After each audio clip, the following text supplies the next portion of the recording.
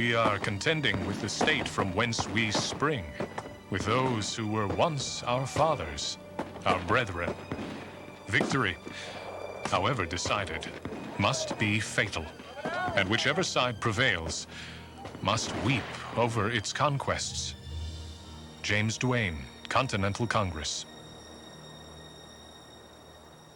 By the summer of 1775, both the British and the Americans had cause to weep over their losses.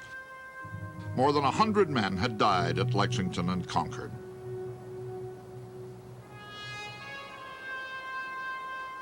Two months later, 1/7 of the King's forces in New England, more than 1,000 men, were shot down near a place called Bunker Hill.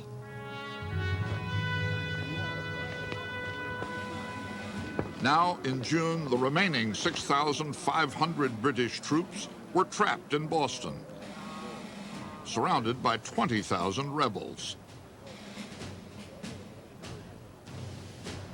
This was no longer a family squabble.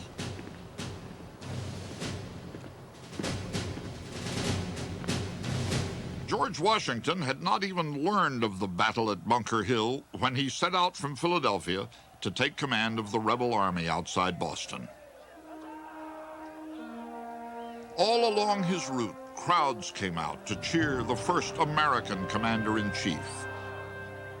He looked every inch the general. In an age when riding was the highest form of athletics, Washington was perhaps the best horseman in the colonies. His uniforms had been expensively tailored to show his powerful physique to its best advantage. Understand, in an era when maybe the average male might have come in at around 5'8" and maybe about 145 or 150 pounds, George Washington was 6'3", 225. He could have played linebacker in the NFL. He understood how to use that commanding physical presence to provide the moral authority, and he worked almost all his life at enhancing that image. Washington's public image concealed the private fears he revealed in a letter to his brother. I am embarked on a wide ocean, boundless in its prospect, and from whence perhaps no safe harbor is to be found. I have been called upon by the colonies to take command of the Continental Army. I am thoroughly convinced that it requires greater abilities than I am master of.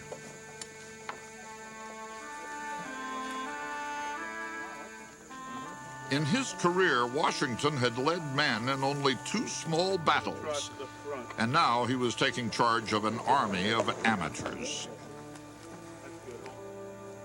He arrived at Boston, and his first reaction was one of, oh my God, what have I gotten myself into? Chaos and confusion. It wasn't only the lack of disciplined troops that discouraged Washington. As soon as he reached camp, he ordered an inventory of gunpowder. When he discovered there was only enough for each man to fire 9 shots, he was speechless for half an hour. He was short on cannon, muskets, and powder. Washington commanded an army that could not fight. In the North, other colonists were going on the offensive against Canada. The Northern colonists had always longed to annex Canada as a 14th colony. Now it seemed a necessity. Canada was a British possession, an ideal base for launching attacks on the colonies. Washington also coveted Quebec's military supplies. He described them as the largest stock of ammunition ever collected in America. Leading the attack was Irish-born Richard Montgomery, at 37, the youngest major general in the American Army. He was a British officer who came to New York in 1772, settled down to be a farmer in 1773, married the daughter of Judge Robert R. Livingston. They were madly in love, at least according to Janet, who referred to him as her friend, her lover, and her husband. Janet reports in her diary that she woke from a terrible dream in which her husband was killed by his own brother. And when she rushed to his side as he was dying, he didn't know her. Her husband's response to this was, "You know that our happiness won't last, and we have but a short time together." To support Montgomery, Washington chose Colonel Benedict Arnold to lead a second army to Canada. Arnold planned to take more than 1,000 men to Quebec via the rugged route up the Kennebec River, while Montgomery advanced up the more accessible Lake Champlain corridor. Arnold was relying on a 10-year-old map to guide him 350 miles, all upstream, through the Maine wilderness. When Arnold set out to try the backdoor march to Quebec, he was attempting with a large military force to do what nobody except a very, very small exploring party had ever done before. They really didn't know, beyond some general rules of thumb, where they were going.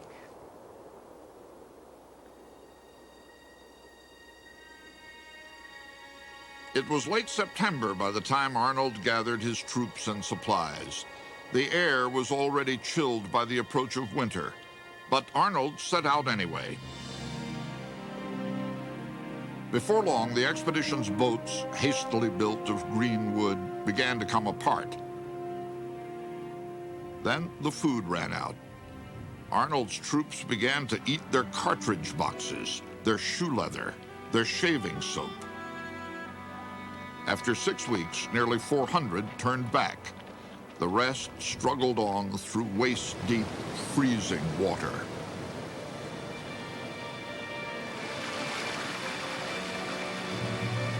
Many of the company were so weak that they could hardly stand.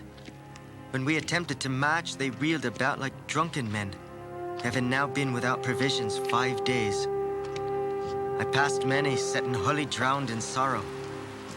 My heart was ready to burst, and my eyes to overflow with tears when I witnessed distress which I could not relieve. Private Abner Stocking. On November 9th, 8 weeks after the expedition set out, the survivors finally saw their target, Quebec. Arnold pitched his camp just out of range of Quebec's guns. He had little gunpowder and no cannons. Quebec was the most heavily fortified stronghold in North America. Though he was outnumbered 2 to 1, Arnold demanded the city's surrender. The British and Canadians, amply supplied, stayed comfortably behind their walls and waited for the invaders to starve or freeze to death. Then on December 2nd, Montgomery arrived with a supply of powder, several cannons, and an ambition equal to Arnold's.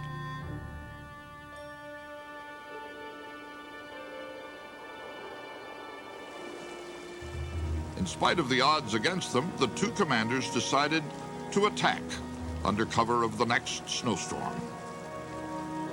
The freezing days dragged on. The sky remained clear. Finally, on New Year's Eve, just hours before most Army enlistments would expire, a blizzard struck. The Americans crept toward the city, but an alert sentry heard the crunch of their footsteps in the snow. Arnold and Montgomery charged into a hornet's nest.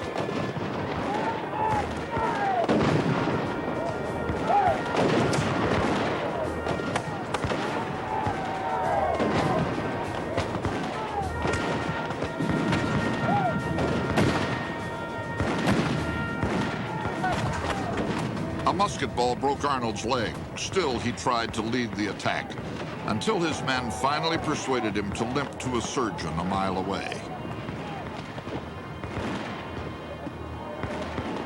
Montgomery was shot through the head and died instantly.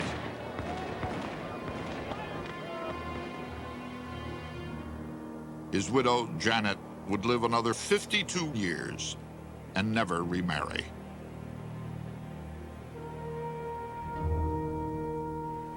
When the battle for Quebec was over, the British had suffered only 18 casualties. 426 Americans were captured. 60 more were killed or wounded.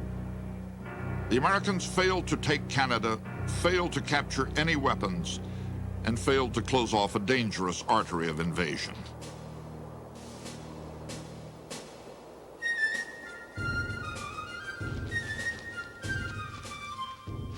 By the end of 1775, Americans had been at war for 9 months, but they still disagreed about what they were fighting for, reconciliation or independence.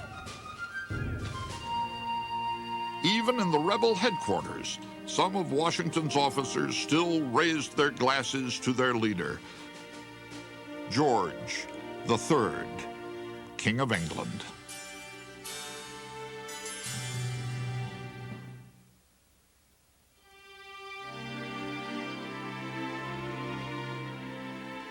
The sun never shined on a cause of greater worth. 'Tis not the concern of a day, a year, or an age. Posterity will be affected, even to the end of time.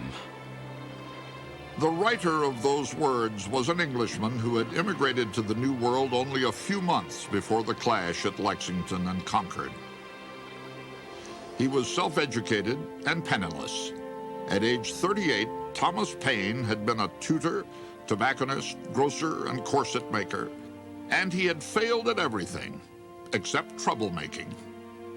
While he was in London, he enjoyed taking on everyone as a kind of 18th century Socrates. He was in the marketplace arguing with everybody. He became a tax collector, was fired from his job when he was caught handing out petitions to members of Parliament asking for higher pay for the tax collectors. In London, Paine's appeals on behalf of underpaid civil servants caught the attention of Benjamin Franklin, who was there as an agent for several colonies.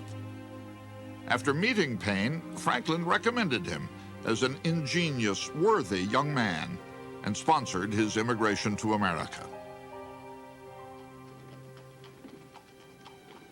Once in Philadelphia, Paine began to write a pamphlet promoting the radical idea of American independence.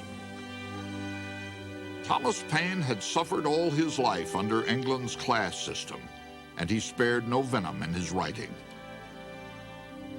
In January of 1776, after virtually every typesetter in Philadelphia had refused to touch his treasonous work, a rebel printer finally agreed to publish it. Common Sense was its down-to-earth title. In its 47 pages, Paine attacked the notion that England's king should be seen as a parent to the American colonists. He set out to dethrone the sacred institution of monarchy.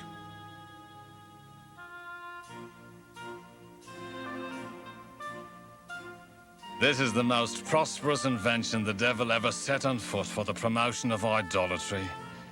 In England, a king hath little more to do than make wars and give away places. A pretty business indeed for a man to be allowed 800,000 a year for, and worshipped into the bargain.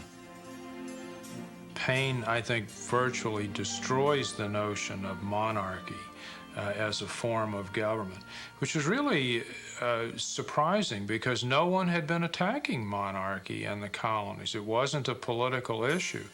And his arguments seemed to be so persuasive that virtually no colonist, with the exception of the Tories, ever advocated monarchical rule again.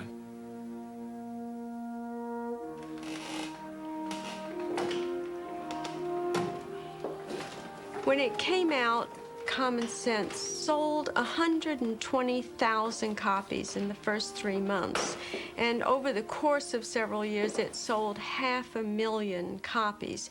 This was the equivalent, or almost the equivalent, of the Bible sales in colonial America. It was quite phenomenal. Common Sense was read aloud from street corners and pulpits, in taverns, parlors, and schools. The brilliant pamphlet was published anonymously. People speculated it had been written by Samuel Adams, John Adams, or even Benjamin Franklin. A Connecticut man wrote an open letter to the unnamed author. You have declared the sentiments of millions. We were blind, but on reading these enlightening words, the scales have fallen from our eyes. Tom Paine was saying in this pamphlet what a lot of people were now thinking but had hardly dared to say out loud. In other words, that the colonies were at war with England. Outside Boston, George Washington's army was still locked in a stalemate. But the impatient commander was about to find help in the form of a portly, enthusiastic Bostonian named Henry Knox. Knox realized that the deadlock could be broken by artillery, and there were heavy guns already captured and lying unused at Fort Ticonderoga.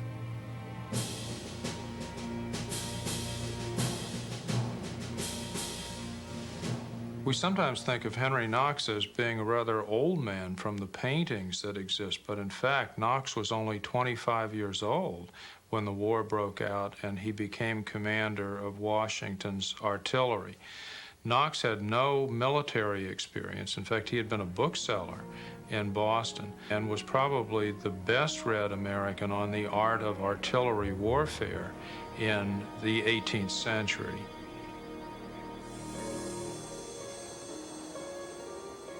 In the dead of winter, Washington ordered Knox 300 miles northwest through ice and snow to Ticonderoga. The ingenious Knox had a plan for turning the season to his advantage. Dragging heavy artillery, especially without very unique types of gun carriages constructed for it to move it, is a very hard thing over the very poor frontier area roads. But if you go in winter, you can put them on sleds and drag them across the snow. In December, Knox left Ticonderoga with 59 cannons and mortars, 120,000 pounds of equipment. He wrote to Washington that he hoped to present a noble train of artillery in 16 or 17 days. 6 weeks later, Knox arrived with his noble train. Washington chose Dorchester Heights, overlooking both Boston and its harbor, to mount his cannon. But first, he had to fortify the heights, and the ground was frozen. Instead of digging trenches, the inventive rebels prefabricated their defenses, timber frames packed with hay, and hauled them into place overnight.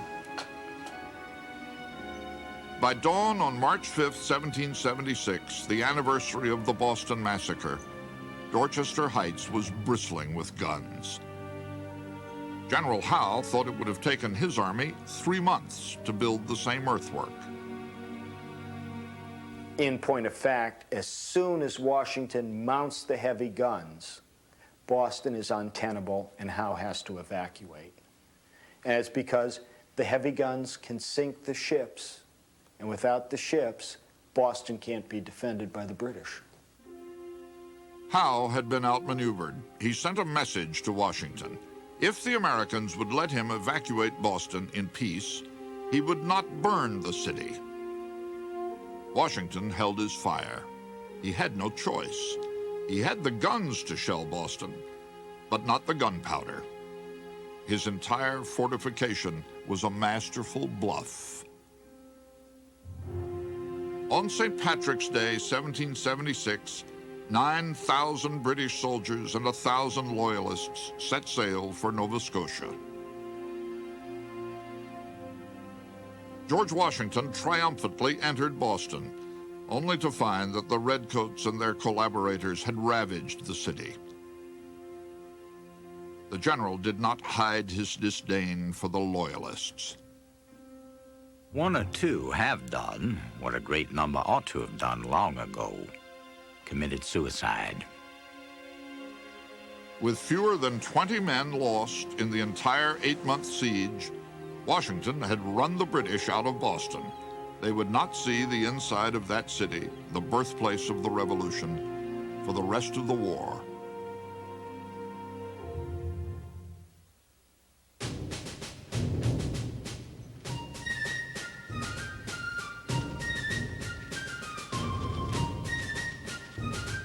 After nearly a year of war, the Americans still had not declared their independence from Great Britain. By John Adams' reckoning, only 1/3 of the colonists were for the rebellion. Another third were against it, and the remaining third were indifferent. The image that the American Revolution was a spontaneous mass uprising of united souls who possibly from birth yearned to be an independent nation is not at all true. Far fewer people were willing to break with the king. Some didn't really feel that the revolution was merited. Even within Congress, meeting at the Pennsylvania State House, some delegates still argued for mending the rift with England.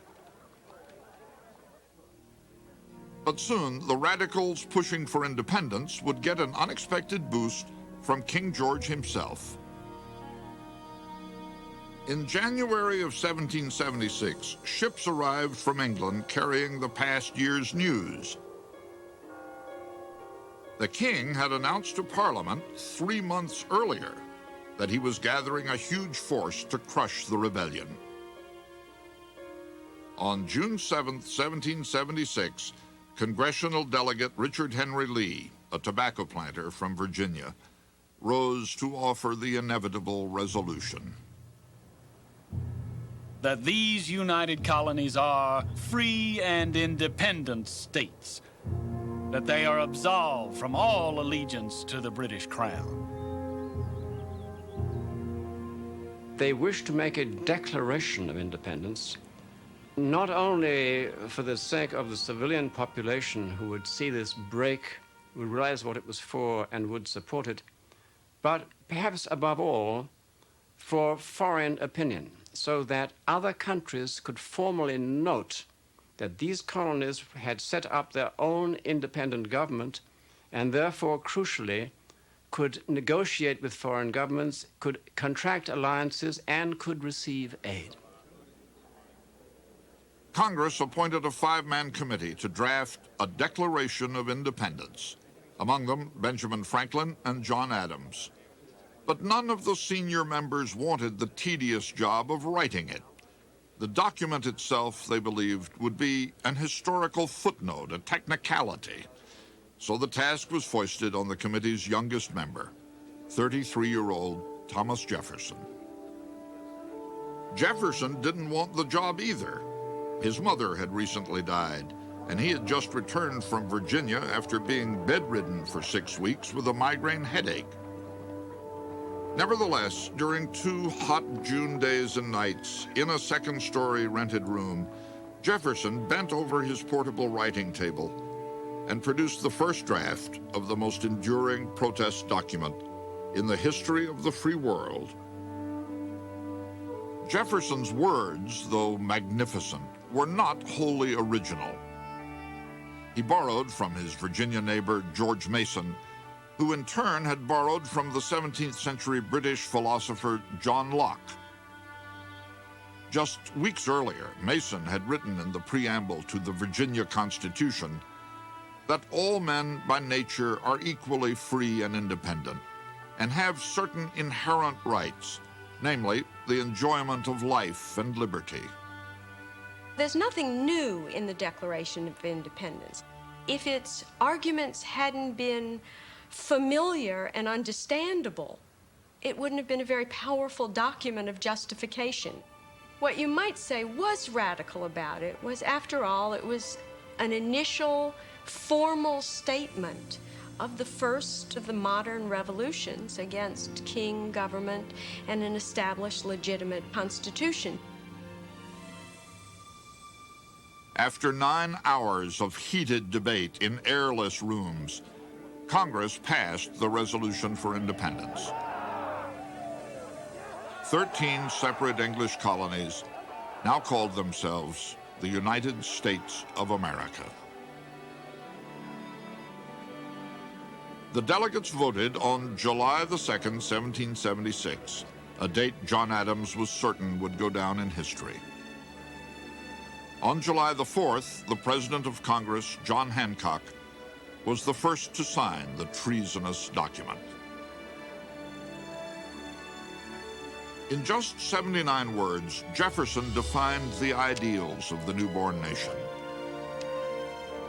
We hold these truths to be self-evident, that all men are created equal, that they are endowed by their Creator with certain unalienable rights, that among these are life, liberty, and the pursuit of happiness, that to secure these rights, governments are instituted among men, deriving their just powers from the consent of the governed, that whenever any form of government becomes destructive of these ends, it is the right of the people to alter or to abolish it.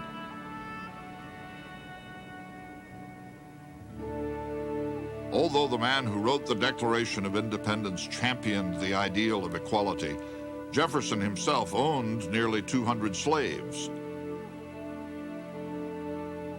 More than a third of the 56 signers were slaveholders. With the exception of one Catholic, all were Protestant, white, and men of property. They did not include most of the population of America in their new freedoms. Neither women, nor blacks, nor Indians, nor white men who had no land to their names. In London, newspapers decried the hypocrisy of a land of slaveholders declaring equality. One account portrayed a South Carolina clergyman praising the Declaration while his slave held a parasol over him with one hand and fanned him with the other. But throughout America, the birth announcement of the fledgling nation set off riotous demonstrations.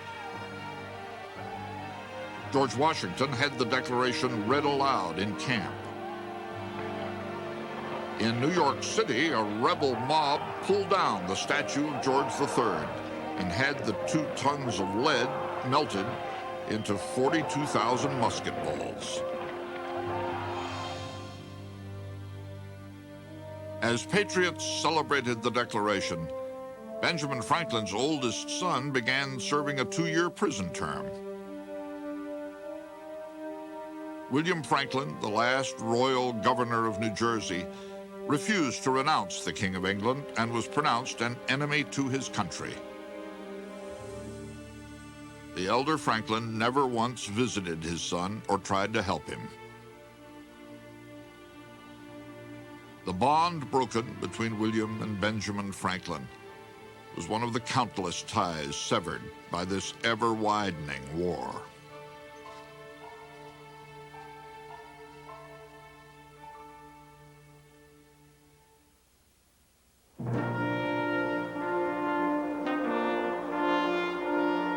The week the Declaration of Independence was approved in Philadelphia, 100 miles away, New York's harbor was growing white with sails. One observer described a forest of trimmed pine trees floating towards the city. The largest force that ever sailed from Great Britain, 32,000 soldiers, 10,000 sailors, and 52 warships, was gathering to crush the rebellion in a single campaign. To make certain of it, the British had hired 8,000 of the best trained and most feared soldiers in the world. Hessians from Germany. Because they were mercenaries and because they didn't care anything about the land which they were sent except that they were supposed to fight there, they behaved with enormous indifference and enormous brutality. After an entire year as commander-in-chief, George Washington faced his first battle. But without a navy, New York was the worst possible setting for his baptism of fire. It strategically was an extremely difficult, in fact, really an impossible place for Washington to defend. Manhattan Island is an island, obviously. Long Island is an island. And the British had absolute naval superiority. But Congress insisted that Washington defend New York City. Against General William Howe's army of professionals, Washington could field just 19,000 soldiers, and only a handful could be termed professional. Many were militiamen, untrained and untried. Many were short-term recruits, like 15-year-old Joseph Plum Martin, a Connecticut farm boy. Soldiers were enlisting for a year's service. I did not like that. It was too long a time for me at the first trial. I wished only to take a priming before I took upon me the whole coat of paint for a soldier. Joseph Plum Martin entered military service while he was still only 15 years of age. He was living with his grandparents in Milford, Connecticut, not very happy living there. He faced a hard life of work on the farm. He was looking for adventure. He felt that it was an obligation of young men to serve in the military. After learning that his first battle would be for New York, Martin discovered a patriotic fervor. I was told that the British Army was reinforced by 15,000 men. I did not care if there had been 15 times 15,000. I should have gone just as soon. The Americans were invincible, in my opinion. The rebel army may have looked invincible to a young private, but Washington and his generals had failed to reconnoiter the battleground. Not so the British. General Henry Clinton had spent his youth in New York when his father was the royal governor. He took it upon himself to survey the American defenses on Long Island, and he found their weak spot. The forward American line was thinly held by 3,000 troops, and a pass to the east was undefended. Clinton devised his strategy. While part of the British Army preoccupied the Americans, the main force would slip behind them and close the trap. Against 3,000 rebels, Clinton planned to deploy 20,000 troops.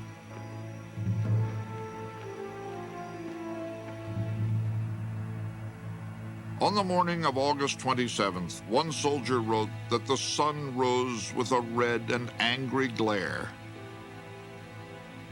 Shortly after dawn, the British and Hessians launched their diversion. We came upon a very large body of the enemy and offered them battle in the true English taste. The British began a very heavy fire from their cannon, now and then taking off a head. Our men stood it amazingly well. An American soldier. 1 hour after the fighting began, the Americans heard the roar of cannon behind their lines and realized they were surrounded.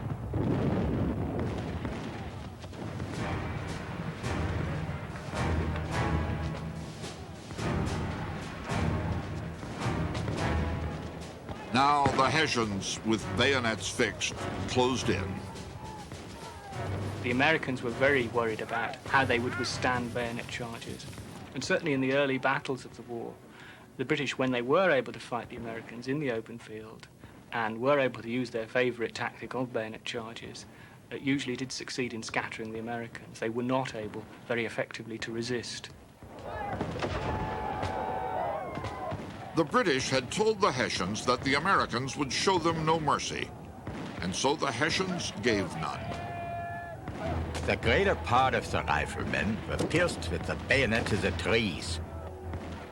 These dreadful people ought rather to be pitied than feared.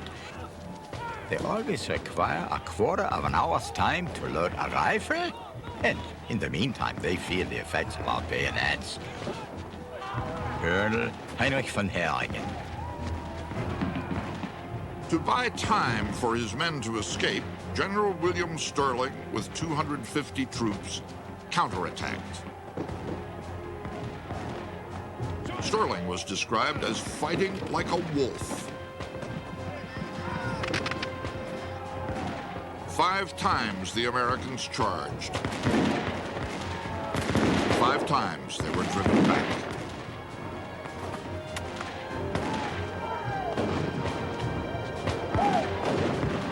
Washington sent in reinforcements, including the regiment of Joseph Plum Martin. But the battle had turned into a rout.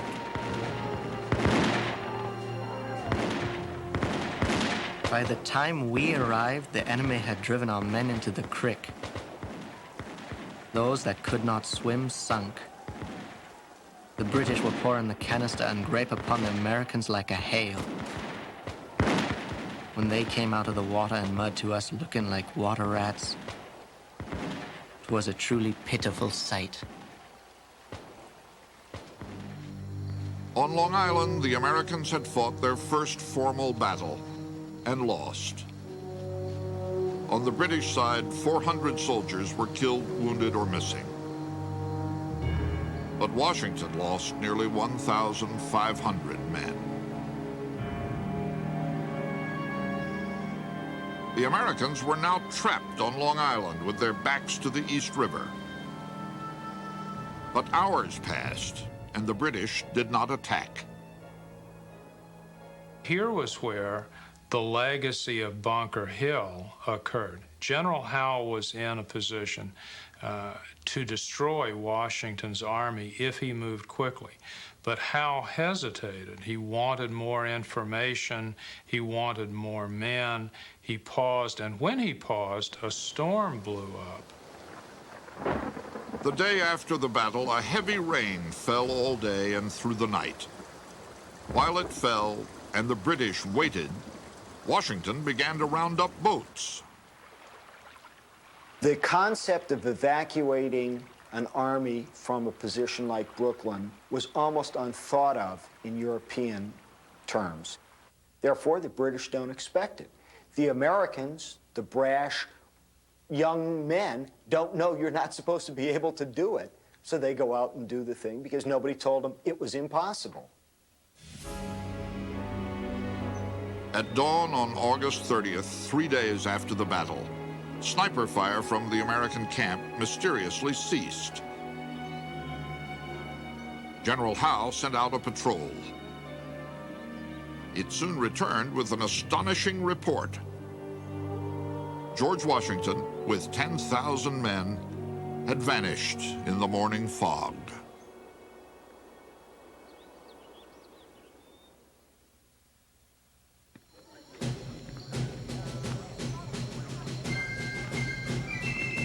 As George Washington abandoned New York City, his officers debated burning it down.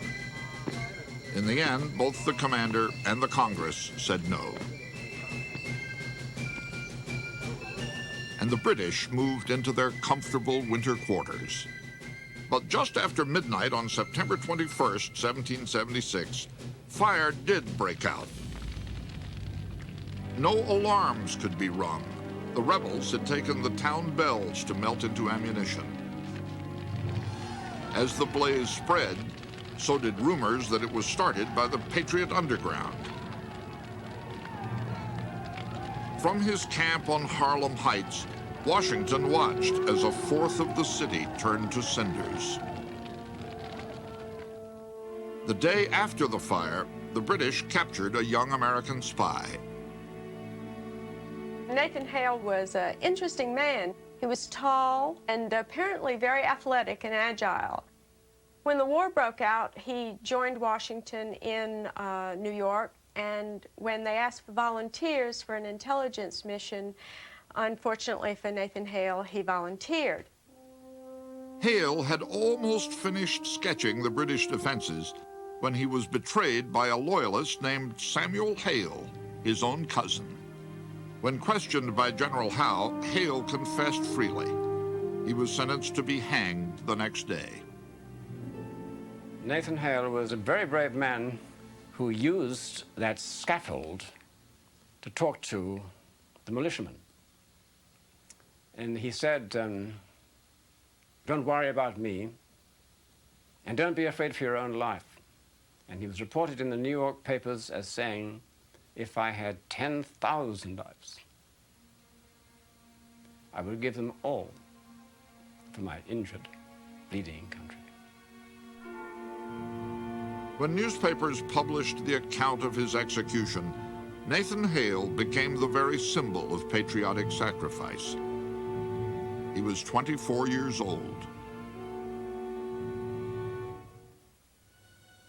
In the fall of 1776, the British were preparing an invasion from Canada to finish off the rebels.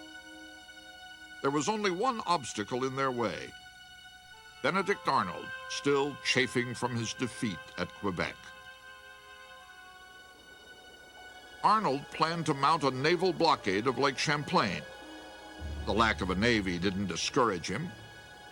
Arnold simply built one. Arnold knows to beat the British that year, all he has to do is keep them from getting to Ticonderoga. He doesn't have to beat them in battle. He just has to string it out and make it take time. So he starts the building race to get the warships on Lake Champlain. In 3 months, Arnold built a fleet of 15 boats and recruited 800 men. The British met his challenge by adding 25 warships to their own fleet. Arnold sailed his makeshift navy behind Valcour Island and waited in ambush.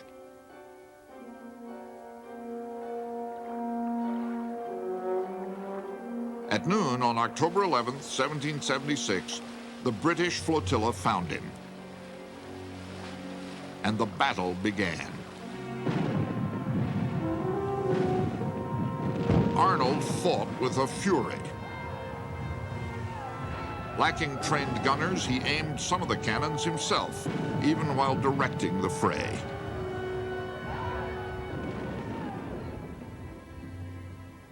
By dusk, the American fleet was shattered. A third of Arnold's own crewmen were killed or wounded. All of his boats were damaged. The British anchored and prepared to finish off the Americans come morning. But in the morning, Arnold was not there. Carried on a light breeze, he slipped past the Royal Fleet in the night. In the end, Arnold lost most of his boats, but he accomplished his mission. It was now too cold for the British to march south, and they withdrew to Canada. This year, there would be no invasion. Benedict Arnold had bought his countrymen another season to fight. 250 miles to the south in New York, Washington's army was retreating for the fourth time in 9 weeks. The men were very much fatigued and faint, having had nothing to eat for 48 hours. One of the men near the colonel complained of being hungry. The colonel, putting his hand into his coat pocket, took out an ear of Injun corn, burned as black as a coal. "Here," he said to the man complaining, "eat this and learn to be a soldier." Joseph Plum Martin. The last of Washington's troops arrived at the meadows of White Plains on October 27th. And on the 28th, Howe attacked.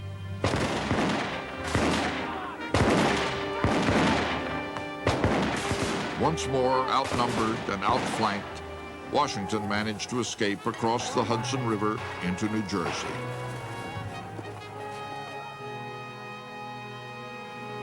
"3,000 men remained behind at Fort Washington.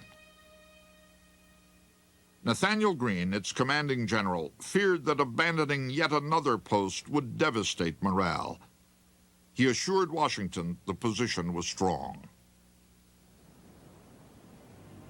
But a spy had taken detailed plans of the fort to the British, who knew that the rebels were cut off from reinforcements. On November 16th, the British and Hessians encircled Fort Washington. From New Jersey, Washington witnessed one of the greatest disasters of the war. 3,000 soldiers and officers, 1/4 of his army, were captured, along with 161 cannons and 400,000 musket cartridges. The general who argued for holding the fort, Nathaniel Greene, confessed his mistake. I feel mad, vexed, sick and sorry. This is a most terrible event. Its consequences are justly to be dreaded. Washington moved his remaining men deeper into New Jersey. All during the long retreat, a volunteer soldier wielded his pen at night by the light of campfires, using a drum for a writing table. As Christmas approached, Thomas Paine presented to his countrymen a gift of stirring essays called The Crisis. These are the times that try men's souls. The summer soldier and the sunshine patriot will, in this crisis, shrink from the service of his country. But he that stands it now deserves the love and thanks of men and women. Tyranny, like hell, is not easily conquered. Yet we have this consolation with us, that the harder the conflict, the more glorious the triumph.